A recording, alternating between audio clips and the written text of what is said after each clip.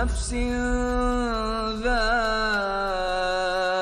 الموت وَنَبْلُوكُم بِالشَّرِّ وَالْخَيْرِ فِتْنَةً وَإِلَيْنَا تُرْجَعُونَ. Have you ever wondered what lies beyond the final breath? Have you thought about how the teachings of the Quran can transform our understanding of life and death? What profound insights does the Quran offer about our journey to the hereafter?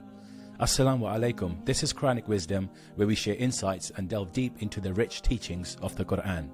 Today, we're diving into a topic that's often misunderstood and feared.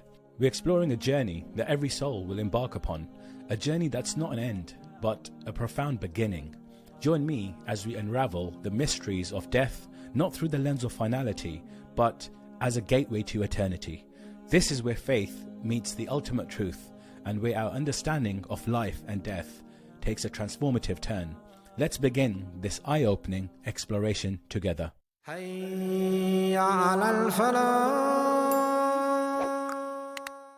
Death is not an end, but a beginning.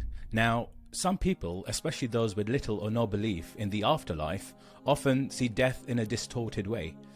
They view it as a calamity, a final stop, thinking that when someone dies, they're gone forever, reduced to nothingness in the ground.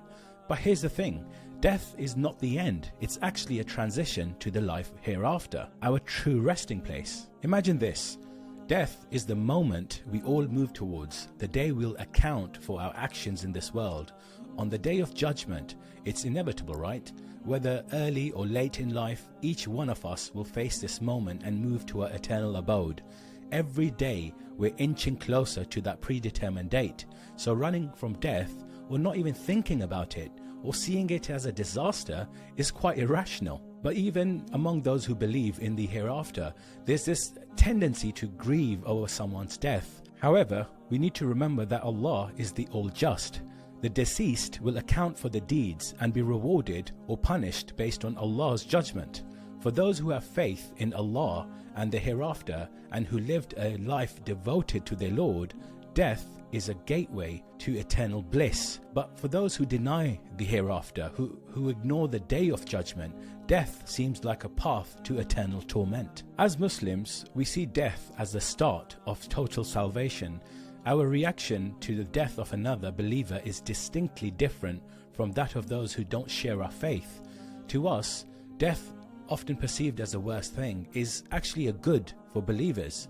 The Quran states in Surah Al-Imran, verse 157, وَلَئِن قُتِلْتُمْ فِي سَبِيلِ اللَّهِ أَوْ مُتُّمْ لَمَغْفِرَةٌ مِّنَ اللَّهِ وَرَحْمَةٌ خَيْرٌ مِّمَّا يَجْمَعُونَ. Now, like in life, the death of believers brings good. In Allah's sight, special degrees await those who meet death while striving for His cause. Martyrdom is an honor, a blessing that greatly elevates a believer's reward in the hereafter. The death of a believer who aimed solely for the hereafter and lived for Allah's consent is a moment of glory. Aware of these glad tidings from the Quran, believers never mourn over a believer who loses their life in Allah's way. Instead, seeing the good and blessings in the death, they feel joy. The ultimate reward is in gaining the pleasure of Allah and His paradise. Consider Prophet Nuh, granted a long life by Allah, who used every moment to strive for Allah's pleasure, mercy and paradise, enhancing his reward in the hereafter. But here's a misconception prevalent in disbelieving societies. They see a long life as a gift. The Quran clarifies this in Surah Al-Imran, verse 178. وَلَا يَحْسَبَنَّ الَّذِينَ كَفَرُوا أَنَّمَا نُمْلِي لَهُمْ خَيْرٌ لِأَنفُسِهِمْ إِنَّمَا نُمْلِي لَهُمْ لِيَزْدَادُوا إِثْمًا وَلَهُمْ عَذَابٌ مُهِينٌ. Those in ignorant societies who chase only the fleeting pleasures of this world see a long life as more time for a worldly enjoyment. They forget Allah and the Day of Judgment, not realizing the value of the time they're wasting. This time, as the verse points out, actually works against them. So let's ponder, what really is good and bad. It's all about perspective. And Allah reminds us that we might hate something when it's good for us and love something when it's bad for us. Until next time, Assalamu alaikum.